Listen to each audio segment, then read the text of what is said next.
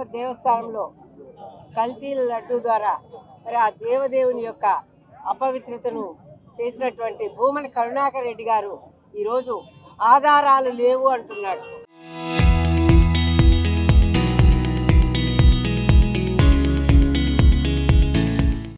ఐదు 500 ఆధారాలతో సిట్టు విచారణతో ఈరోజు బయట పెట్టినటువంటి కల్తీ నెయ్యి లడ్డూల్లో వాడినటువంటి వాస్తవం కాదా అని నేను ప్రశ్నిస్తున్నాను కరుణాకర్ రెడ్డి గారిని. ఈ రోజున దాదాపు 20 లక్షల కోట్ల లడ్డూల్ని దాదాపు 60 లక్షల 20 కోట్ల రూపాయల ధనంతో చేసిన అవినీతి జరిగింది అంటే మరి ఈ రోజున కరుణాకర్ రెడ్డి గారు తిరుపతి నగరంలో ఒక బాధ్యతాయుతమైనటువంటి పౌరుడిగా కానివ్వండి, ఒక శాసనసభ్యుడిగా కానివ్వండి, ఒక చైర్మన్ టీటీడీ తిరుమల తిరుపతి దేవస్థానం యొక్క చైర్మన్గా పనిచేసినటువంటి వ్యక్తి కానివ్వండి, ఈ విధంగా మాట్లాడడం ప్రజలందరికీ తెలుసు. కాబట్టి మీరు ఎన్ని కళ్ళబొల్లి మాటలు చెప్పినా కూడా ప్రజలను మోసగించవచ్చు, అధికారులను మోసగించవచ్చు, కానీ దేవుడి కంటిలో మీరు పడినారంటే దేవుణ్ణి మోసం చేయలేరు.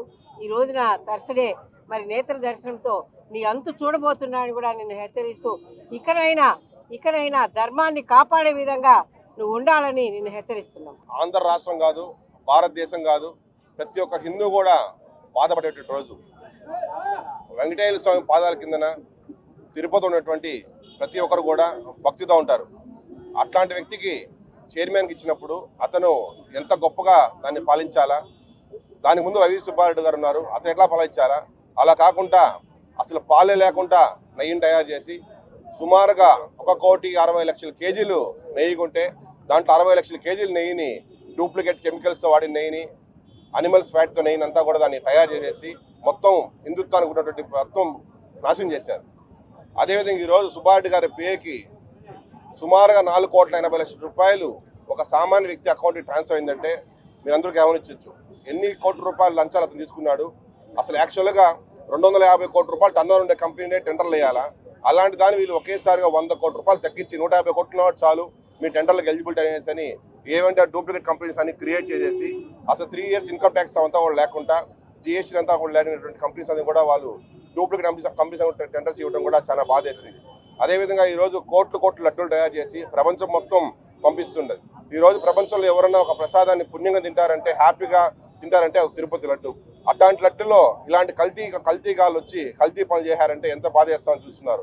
సో రాబోయే రోజుల్లో వెంకటేశ్వర స్వామి వాళ్ళు చూసుకుంటాడు. ఇంకనైనా వాళ్ళు చేసిన తప్పుని మేము తప్పు చేసినామని క్షమించుకోకుండా మళ్ళీ దాని మీద వచ్చేసి ప్రెస్ మీట్లు పెట్టి మేమేం చేయలేదు, మీ శ్రీరామచంద్రులు అనుకొని చెప్పడం ఇంకా చాలా బాధేస్తుంది.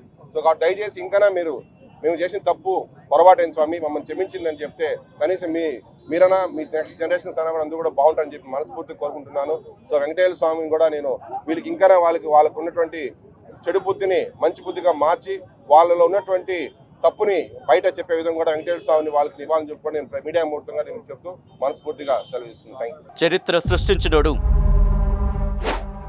ఇప్పుడు ఆ చరిత్రని తిరగరాయబోతున్నాడు. అబద్ధాల గోడల్ని బద్దలు కొట్టి నిజాలను రాగా మీ ముందుంచబోతున్నాడు. నిజమైన వార్తల కోసం వెంటనే డౌన్లోడ్ చేసుకోండి రా యాప్ని.